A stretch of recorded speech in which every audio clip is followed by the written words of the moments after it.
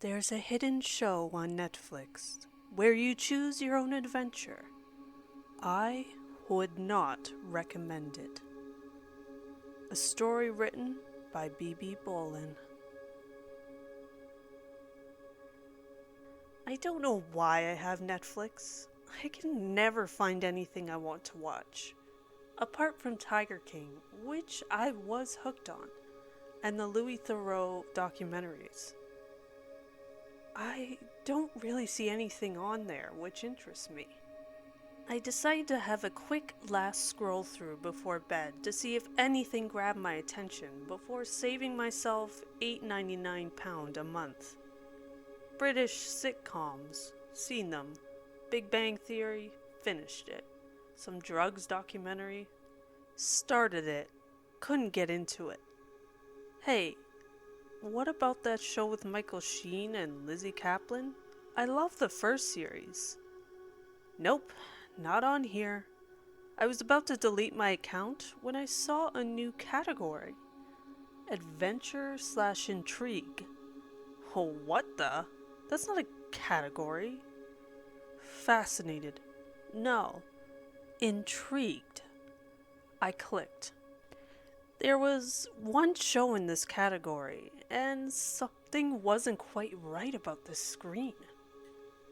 The Netflix logo was off somehow, slightly distorted, and there was an exclamation mark after the logo. Pretty sure that's not usually there.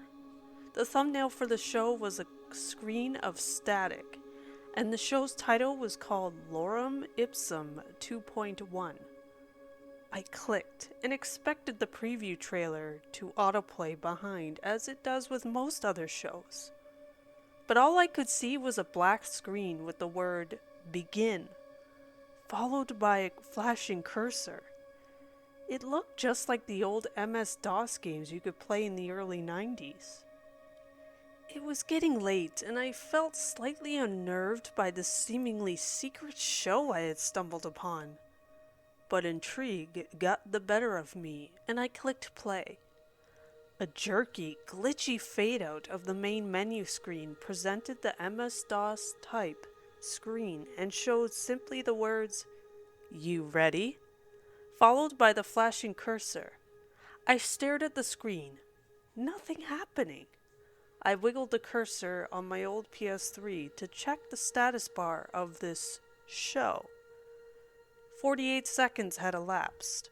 I rolled my eyes and got ready to exit this crap, when I was jolted by the sound of my Alexa blasting insanely loud thrash metal. I was both terrified and mortified. I live surrounded by other flats. It's late, and they're going to kill me. The walls shook. My clock even fell to the floor. Instinctively, I screamed, "Stop!" And with that, blissful silence. My heart was racing. I braced myself for furious hammering on my door, floor or ceiling from my justifiably livid neighbors. But there was nothing. Just silence. I unplugged the Alexa. Didn't want that creepy thing spying on me anyway. I glanced up at the TV screen. Under "You Ready" was simply a winky face? Great. My TV is retro winking at me. I reached for the control again. That's enough Netflix for tonight. And no, I definitely won't still be watching. As I grabbed the controller, a new line of text appeared. "Enter your name, player one, and let's have some fun." I stared blankly again. I eye-rolled hard again. This is an old PS3, and I don't have a keyboard. There's no way I'm playing this stupid game. Also, what the hell is happening here? And could someone see me? Ever since I got the Alexa, I was paranoid I'm being spied on. Wait, more text. "Say your name, player one, if you'd like to enable voice mode." My mouth was dry, and I curled my top lip. This was becoming extremely uncomfortable. Then the first sound I had heard in minutes startled me from the TV speakers. It was not a frightening voice, yet it was unsettling. If you've ever heard the relaxing but creepy BBC shipping forecasts, the voice was similar to that. Please say your name so we can begin the game. Do not try to exit the program. I jiggled the controller again, trying to exit. The voice became more urgent, but maintained its politeness. I asked you not to exit. Please say your name so we can begin the game. The sooner we play, the sooner we finish. Do not try and exit the program. I tried to think of the most gender-neutral names so as not to give away my identity. Alex? I stuttered. Not quite. Try again, the condescending voice replied. Grasping at straws here, I offered Sam with much more confidence.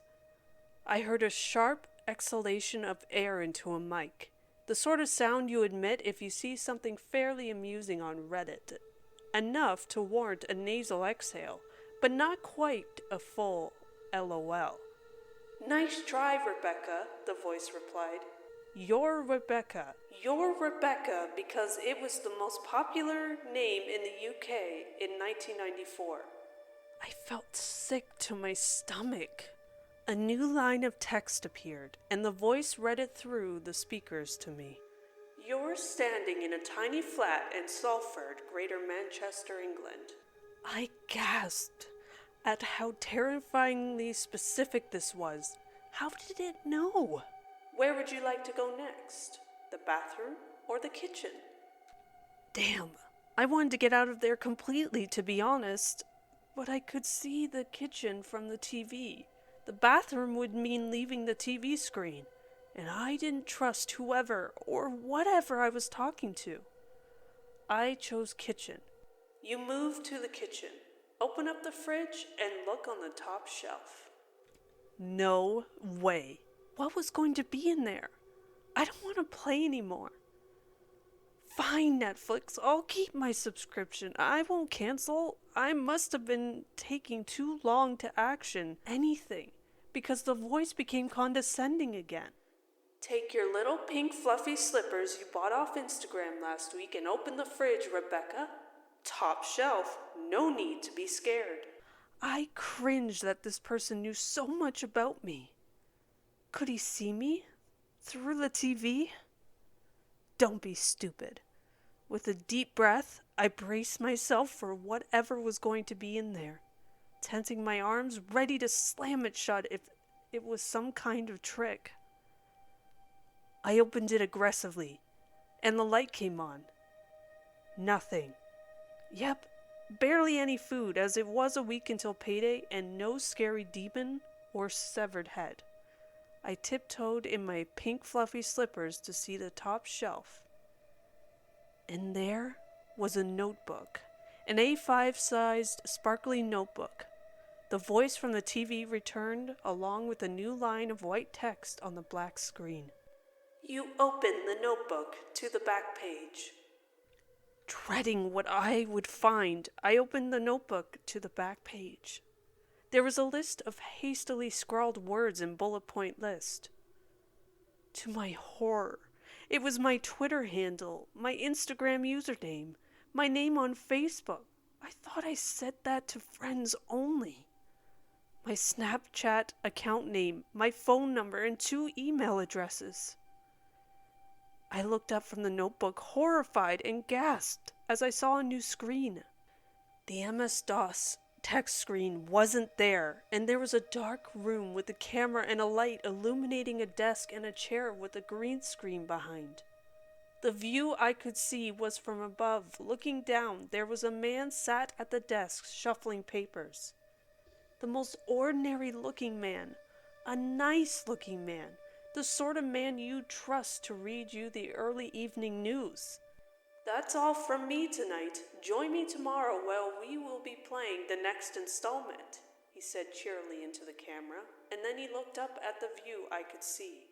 Looked right at me and winked. The screen went black, and the familiar window popped up.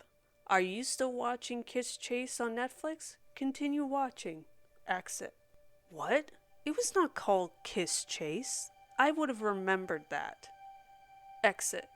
Suddenly my Netflix home screen was overwhelmed with recommendations of programs. Keeping Up with the Kardashians, the Fire Festival documentary, Love is Blind, I guess everything it guesses a typical millennial would like. Exit, exit, exit. I looked at the clock on my brother's old console he handed me down when he upgraded to his PS4. 6:30. That can't be right. I can't have been on this thing for 8 hours. I have work in the... My iPhone alarm went off. 6:30? It can't be. I haven't been to bed. I have work in 2 hours. I turned off the TV, perplexed. I stumbled to bed. My phone pinged that I had a WhatsApp group I didn't recognize that I had been added to by an unknown number. And my heart sank again. Lorem Ipsum 2.1. We play the next part together tonight, and the time will absolutely fly. Part 2. If I had found the notebook containing all of my social media links in my kitchen, what the hell would I have found if I chose bathroom? I was deeply unsettled by last night's activities. This weird interactive game I found in my Netflix menu. There were so many questions. Why was the Netflix logo distorted? Had I been hacked? Who was watching me, and how, or was it an elaborate prank? Not to mention, where the hell did the time go? I couldn't concentrate at work. I was clearly distracted to the point my boss sent me home after lunch. She said, "You're not yourself today. Take the afternoon to get yourself together and we will see you tomorrow." I was lucky to have such an understanding boss. I got home, blocked the WhatsApp number. But despite being unnerved, I had a morbid curiosity of what might happen next. Plus, if this guy knew stuff about me, I wanted to know what else, and I wanted it to stop. I left work at 13 o'clock and arrived back at my flat, to darkness. Confused, I turned on the TV and checked the time on my TV and on my iPhone. Both read 22:30. How? How am I skipping parts of my day? Almost like someone is fast-forwarding through my life to get to the part where they want to watch. I searched my flat for a sign. Dirty dishes were on the side, and the microwave door open, suggesting I've eaten tonight. But I've only just had lunch and left work, so I had no food in the fridge last night, so would have had to go and buy something on my way home. So many unanswered questions here. I didn't want to load up Netflix. I was intrigued, but scared. New WhatsApp from an unknown number. Blocking me was a silly move. Turn on Netflix. It's time for the next level of the game. I load up Netflix reluctantly. Keep watching Kiss Chase? I shook my head. I'm sure it wasn't called that last night. Searched up for the adventure/intrigue category. It had gone. I clicked Kiss Chase. The MS-DOS type screen returned, and I hit play. Static. Old square text and numbers like 80s home videos appeared in the bottom right. Loading next tape 2.2. The text screen loaded. Welcome to the lounge, Rebecca. The kitchen is to your left, the bedroom behind you, and the bathroom to the right. I shuddered. The exact layout of my flat. Voice mode is activated. Where would you like to go next? The bedroom? None of the options were appealing. You move to the wardrobe and take out the little red dress. Little red dress? I don't own any dress, let alone a little red one. I paused. Bad move. The Alexa, the one I had turned off and unplugged last night, fired up this time. Not with an unbearably loud thresh metal, but a window-rattling classical music, searing strings and majestic horns. My ears burned. Stop! I shouted again, and like last night, blissful silence. Again, anticipating immediate abuse from angry neighbors. I waited. There were no complaints. Silence. I walked backwards to the bedroom, keeping my eyes on the screen, and darted into the bedroom. Sure enough, there was a long red dress in the wardrobe. I heard the TV from the other room. Put it on. I cringed hard.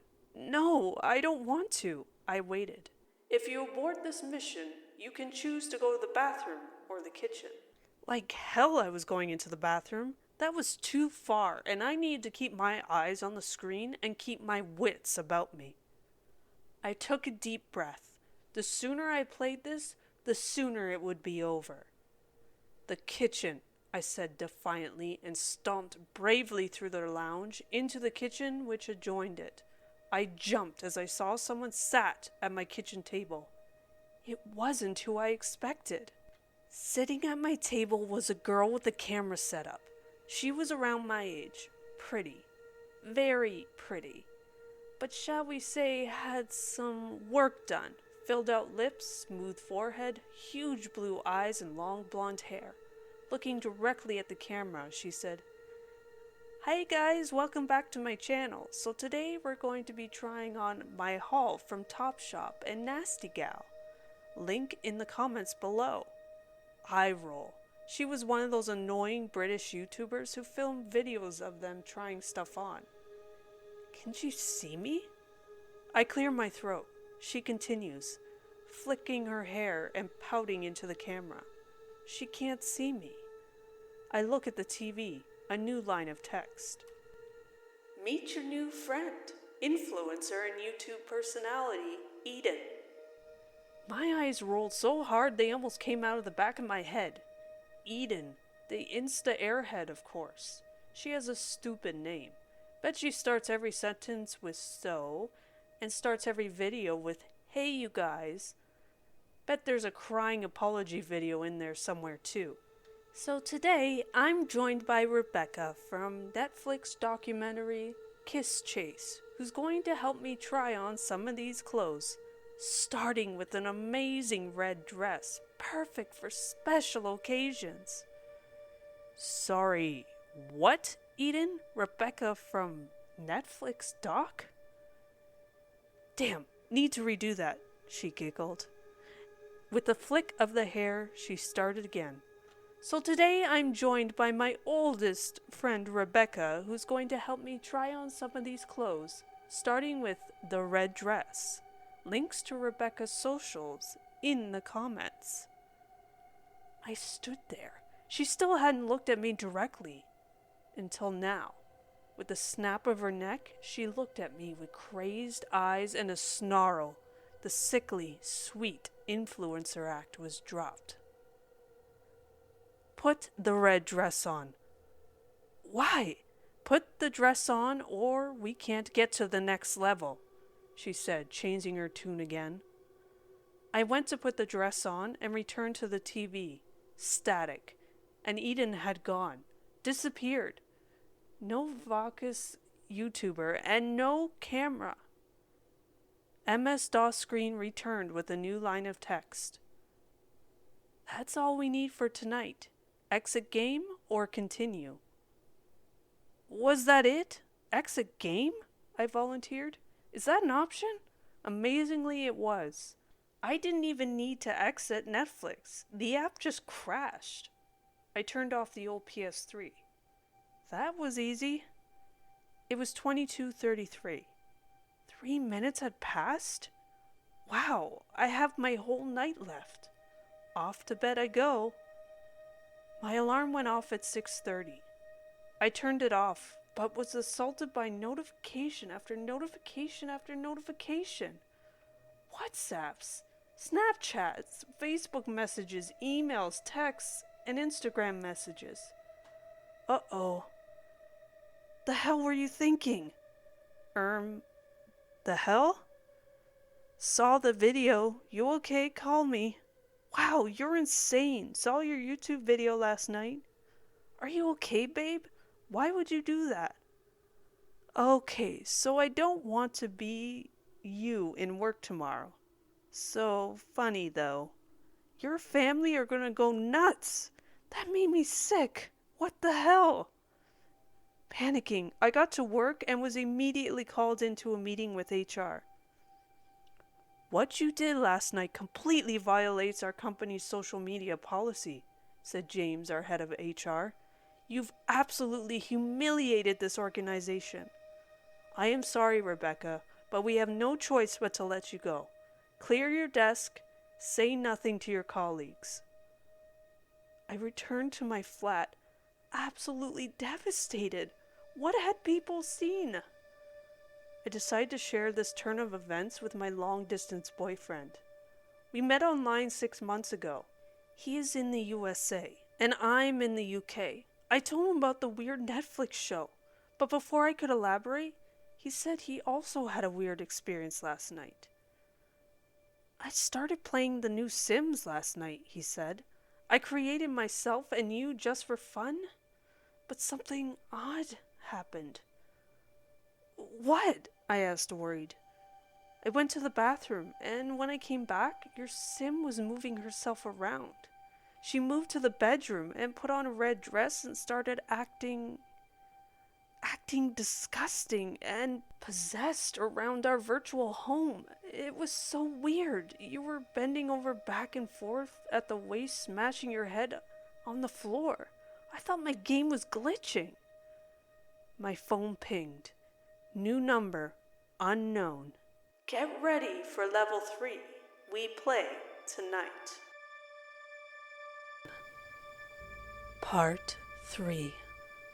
The first night, the game freaked me out knowing everything about me. The second night, I don't know what exactly happened, but now I've lost my job. Whatever this new show is, it's ruining my life.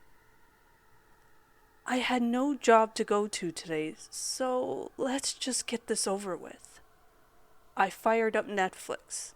I texted my boyfriend and asked him to delete his sim of me. I need to erase as much information as I can. Netflix didn't even entertain me with a menu screen.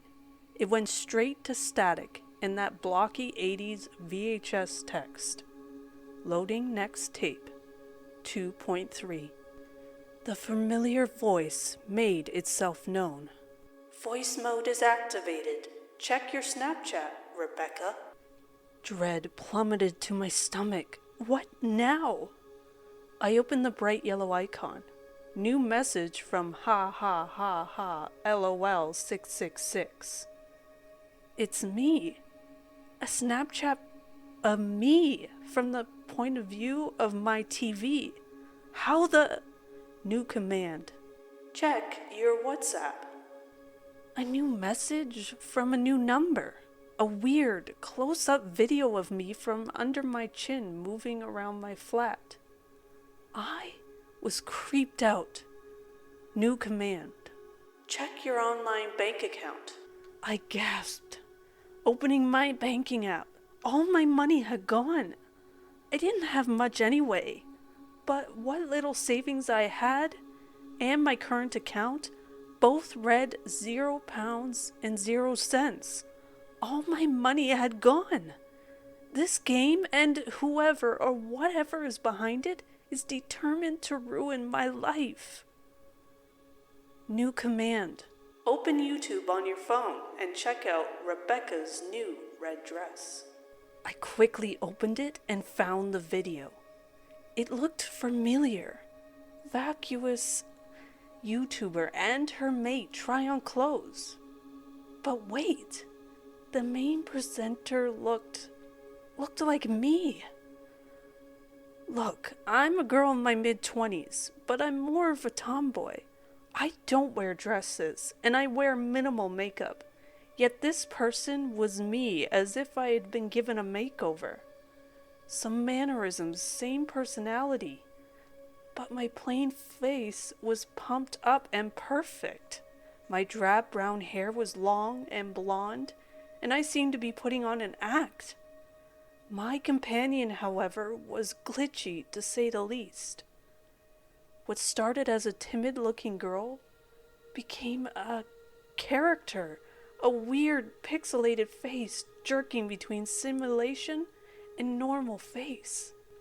The new version of me looked to the camera and said, "Hi guys, welcome to my channel. This is my ugly duckling friend Eden, who we're going to make look a whole load better with a makeover."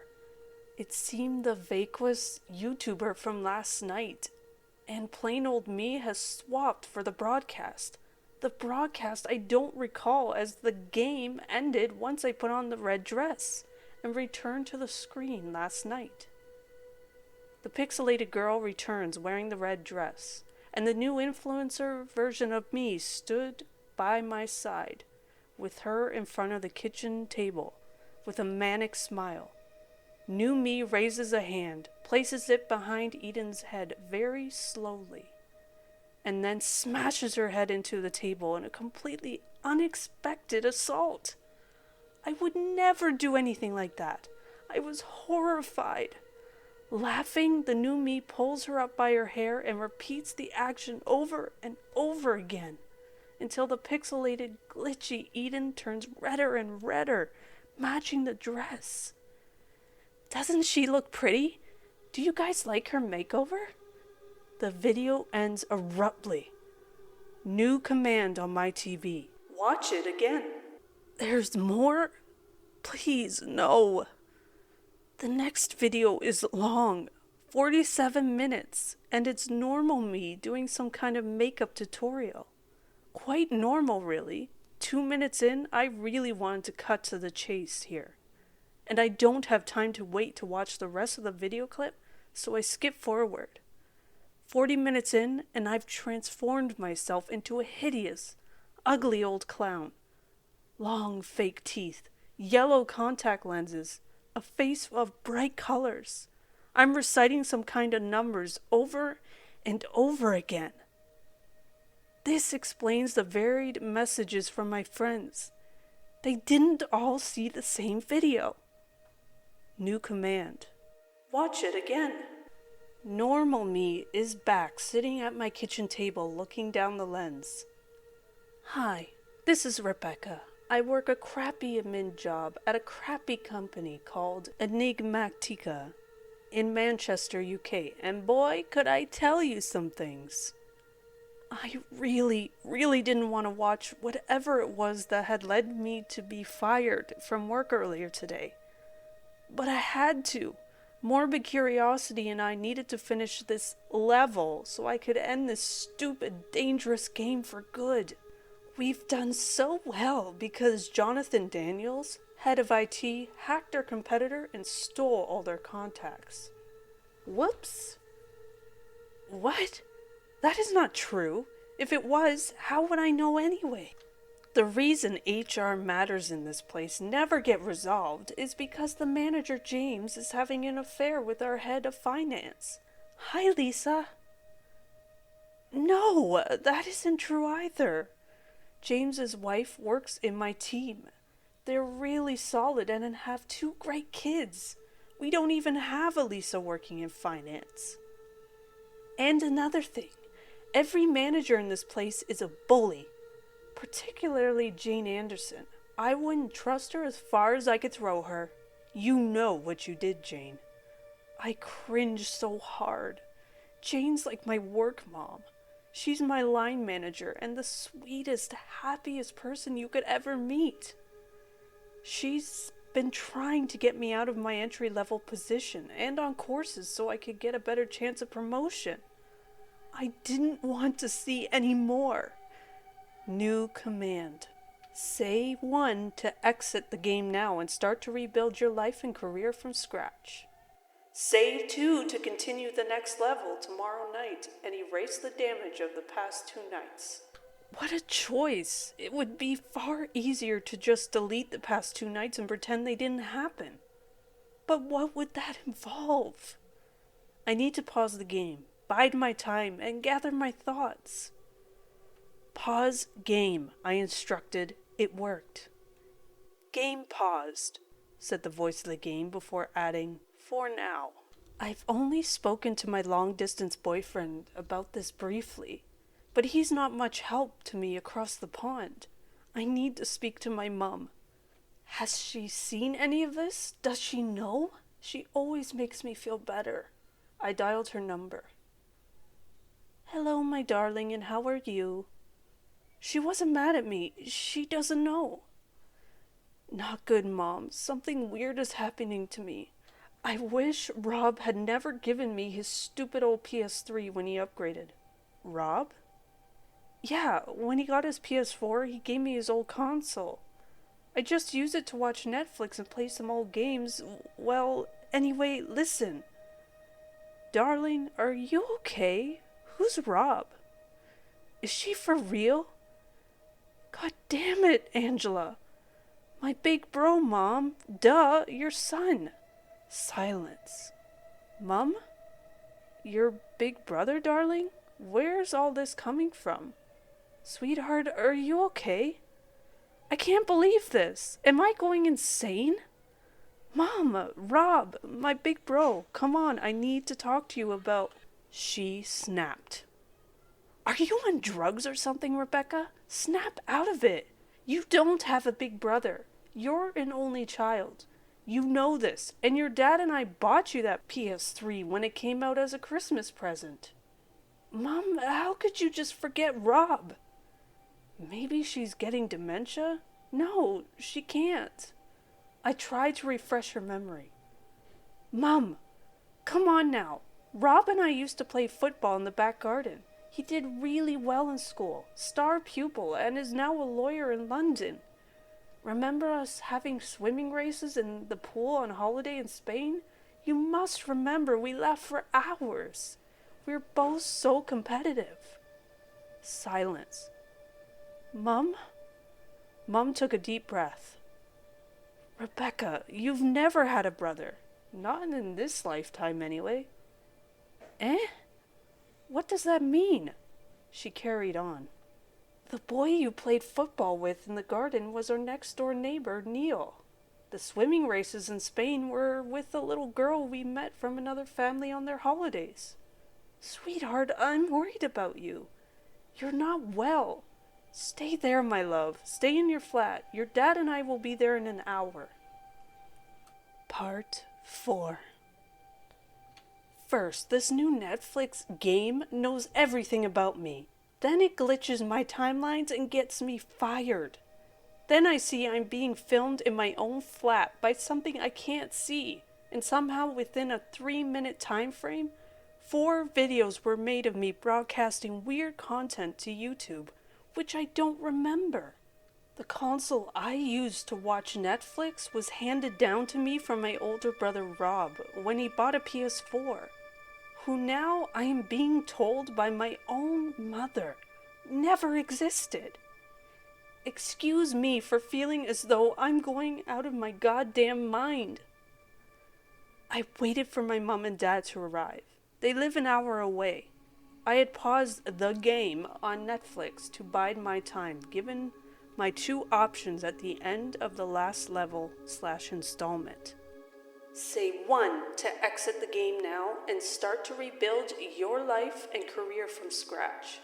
Say 2 to continue the next level tomorrow night to erase the damage of the past 2 nights. I turned off the screen. I needed to speak to my parents before deciding what to do. Angela and Peter arrived at my city center flat from their little home in the countryside. They rejected an offer of a cup of tea and cut straight to the chase. "Look, love, where's this idea of a big brother coming from?" asked my dad. "I can't get my head around this. My entire 25 years on this planet, I have memories and memories and memories of my big brother. Rob, the sporty guy. Rob, the amazing guy who aced his exams. Rob, the successful lawyer in London. I was so proud of him. We had played football together. We fought. We looked out for each other, like any brother and sister. We just need to tell her," my mom pleaded, looking at my dad in desperation. Dad took a deep breath. Look, love, there's something my mom and I never told you. Intrigued. Go on, Dad. He looked at my mom, almost as if for permission, and she nodded. We've been best friends since we were 10 years old. You know that. It was true. Mom and Dad were childhood sweethearts. He took a deep breath and continued. When we were 15, your mother became pregnant. We were terrified. Not only were we both underage, but we both had plans to go to college after our exams. It wasn't the right time for a baby. We were too young, and we weren't in a financial position to raise a child. My mom cut in. Not just that, darling, but you know how strict your grandfather is. He would have been furious, absolutely furious. So your dad and I had this terrible secret we needed to get rid of. We couldn't go to the doctor as we were both underage. The doctor would have been obligated to tell our parents. And your dad would have been in so much trouble. So would I. I felt sick. I could see this tale was about to take a very sinister turn, and I really didn't want to know what happens next. Dad picked up the story. We didn't have much choice but to sort this out the back street route, he said, looking guilty as sin. We got the train into Manchester on a Saturday morning in 1980. Told your grandparents we were going shopping. There was an untold rule in the city that if you get yourself into a situation like this, you needed to go to One-Armed Nell, an 80-year-old former nurse who had been performing illegal, he couldn't even say it, who'd been helping young girls since the 1930s and knew what to do. She lost one of her arms working in a factory during World War II, my mom continued, yet still performed her backstreet operation for young girls long after the war ended. Mom looked panicked and started to tremble. We didn't have the money to pay her. Rebecca, we were 15 and spent what money we had on train tickets to get there. We found her house, an old slum house, a creepy Victorian terrace just outside the city center. She scared us when she opened the door, as she looked terrifying, extremely tall for an 80-year-old woman, almost 6 feet tall and only slightly hunched at the neck. She took pity on us for being so young. We explained we had no money to pay, but we really needed her help. Dad continued. She said she understood we didn't have the money, but because of that, she would have to do her best. Do her best? I asked, perplexed. Yes, she said we may not have her full concentration. I felt ill at the thought of what was about to happen. Mom interjected. I'll spare you the details, Rebecca. She took us up the steep and narrow stairs to a back bedroom and... Oh, I can't, she said as she broke down. She got the towels and the hot water and the implements and began the procedure. Even Dad started to tear up now. After about 20 minutes, Nell said something quite peculiar. She stepped back and said slowly, There, I think I've got it all. And she gave us a sideways glance that made your mom and I quite uneasy. Then she snapped at us and shouted, Now, get out of here, you stupid kids, coming to me with no money. Dirty little beggars, get out! And we ran out of the house and to the train station. She said, I think I've got it all? I repeated. That was quite simply disgusting. We thought it was all okay, as I didn't get any bigger, and 9 months later, there was no baby. So your dad and I were relieved, said Mum, and I felt a wave of calm after that revelation. We went to college, passed our exams, and started our working lives. Your dad and I married and bought our first house. And by the time we had you, we were 30 and had a much better time in our lives to bring a baby in the world. I couldn't quite believe what I was hearing, and asked them, "Are you telling me all my memories of my brother are fake? I am not going insane. I distinctly remember him helping me with homework, play fighting with me, sitting with us, eating at the table. Are you telling me there are only the three of us at home as I grew up?" Mom and Dad glanced at each other. "Look, we don't really believe in all this paranormal silliness. I'm a logical man," said Dad, almost regretting what he was about to say. "But since you were born, it's always felt as though we weren't alone in the house." I hate where this is going, I really do. Mom tells me to spare my dad having to vocalize the very thing he doesn't believe in. After you were born, strange things happened. Every night as your dad and I went to sleep, there'd be a heavy weight on the end of our bed. It's never gone away and happens every night to this day. Other things too. I left you for a moment in front of the TV when you were a toddler, and when I returned, you were choking uncontrollably. We had to take you to the hospital. They had no idea what caused you to choke like that. When you were growing up, we could see you happily chatting away to someone having a one-sided conversation. We just thought you had made an imaginary friend. It was all slowly slipping into place. So you're telling me, if you had gone through with that teenage pregnancy, I would now have a 40-year-old sibling? Yes, that's right, darling, said Mom. We always felt there was someone else there too, and didn't want to believe it. But when you said earlier about this older brother, it seemed to confirm the suspicions we've had for 25 years. It all became so clear. My parents have been punished their whole adult lives for not having the fee to pay one-armed Nell, the 80-year-old backstreet abortionist. I am being punished by my aborted older brother for the life he didn't get to have. The final chapter.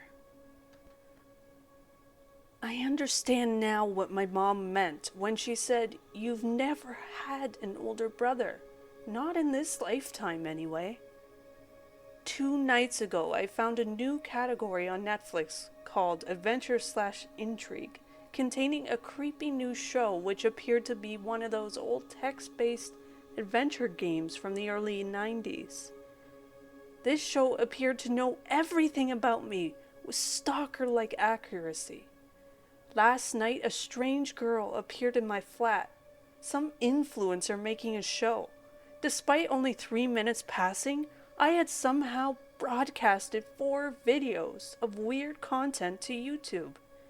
Different friends saw different videos, one of which led me to being fired from my job.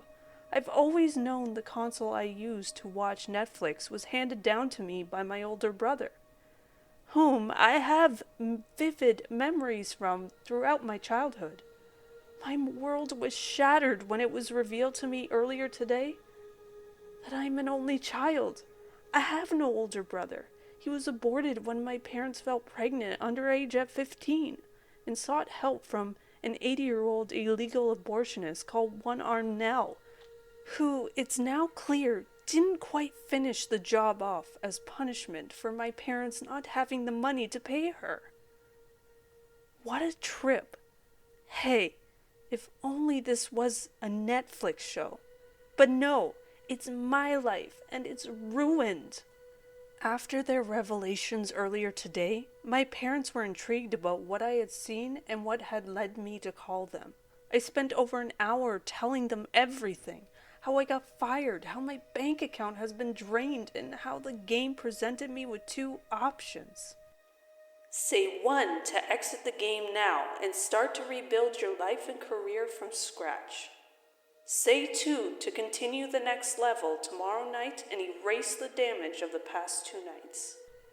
My mom suggested smashing the old PS3 console to pieces, but that would leave my personal life in tatters as it was currently. My dad suggested writing out the next level with them there for support. It can all be undone if we work together, he said. We loaded up Netflix, and again the program loaded immediately as it had done before. No menu screen, straight to the chase. Static screen, blocky 80s VHS text, loading next tape, 2.4. The familiar voice made itself known. Voice mode activated. Welcome to our new playable characters, Mom and Dad. My heart plummeted. I'd inadvertently introduced my parents into this sick game. We start tonight's level with an audio clip. We waited. A minute passed. A long minute, with the air full of anticipation. My Alexa, unplugged after the deafening music played over the past 2 nights, began playing the sound of a little boy crying. I'm in no way maternal, but my heart was breaking and my stomach in knots. We listened. Ow! No! Stop it, Mummy! It hurts! You're hurting me, Mummy! Please! I glanced at my mom. Her mouth dropped open like a drawbridge and horror filled her wet eyes. Daddy, tell Mommy to stop it. Ow! Ow, Mommy, my legs are hurting. Daddy, please stop. Naughty, Mommy, naughty. Naughty, Mommy, no. It worked the past 2 nights, so I tried it again and screamed, stop, at the top of my lungs. Blissful silence. My parents looked disgusted and horrified. My mother almost hyperventilating, seemingly paralyzed with shock. The voice returned along with the line of text on the screen. Dad, you said you never believed in paranormal silliness. Oh dear, Peter, you're about to believe. Silence. We waited. Rebecca, in order to complete the game and erase the damage of the past 2 nights, please select which parent you'd like to abort. I laughed because surely I can't be made to make such a decision. My laugh was erased as I realized this was serious. Stop this! You can't make me choose something like that for a stupid game. This is not a stupid game. The calming BBC shipping forecast voice raised itself for the first time. It continued. If you do not choose, the computer will select for you. I panicked. I tried the pause game command again, but was informed that function was now disabled. With a violent jerk, my mother to my left grabbed her chest and wheezed a long, slow, agonized wheeze. My eyes filled with tears. Dad panicked. Angela, Angie, darling, Angie, please. He rushed to her as she gasped for breath. I can't breathe, she wheezed. Call an ambulance, Dad bellowed at me. Call it now. I dialed 999. Yes, ambulance, immediately. My mom, she is having a heart attack.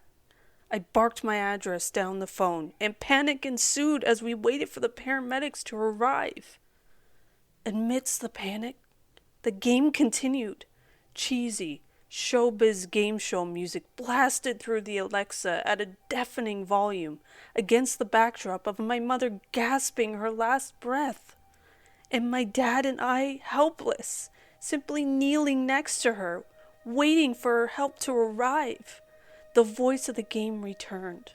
Congratulations! You've lost a life and completed the game. The events of the past 2 nights have been deleted. Check your online bank account. Go back to work as normal tomorrow. Everything's just as it was, but only if you agree to star in season 2. I've lost my mom, and that guilt is something I need to live with for the rest of my life. My life got back to normal, but at a cost. My teenage mother aborted her unborn son, and he aborted her as revenge. Life is going well now. I got a promotion in work and bought my own flat. My dad visits every weekend, and there have been no more creepy interactions with my aborted older brother. That is only because I have part of an agreement to uphold. For my life to remain normal, I need to ruin someone else's. Kiss Chase, Season 2 trailer. Back after its mind-blowing first season. It's Kiss Chase. Anyone can be the victim. Anyone can be the star of the show. Anyone in the world. I sit in a dark room with a green screen behind me and a camera in front of me. There's a live counter on a monitor to my left, showing me how many millions of people worldwide are getting ready to watch. Here comes Jessica from a small town in Midwest America. I've got all my notes on her banking details, her passwords, her social media accounts, including her secret Twitter account she uses for trolling pretty celebrities. She cheated her way into university, and I have solid proof that this information will jeopardize her lucrative graduate job offer. I know she sells nudes online to creepy old men for extra cash. Unfortunately for Jessica, her boyfriend and family don't. Get ready for broadcast in 3, 2, 1.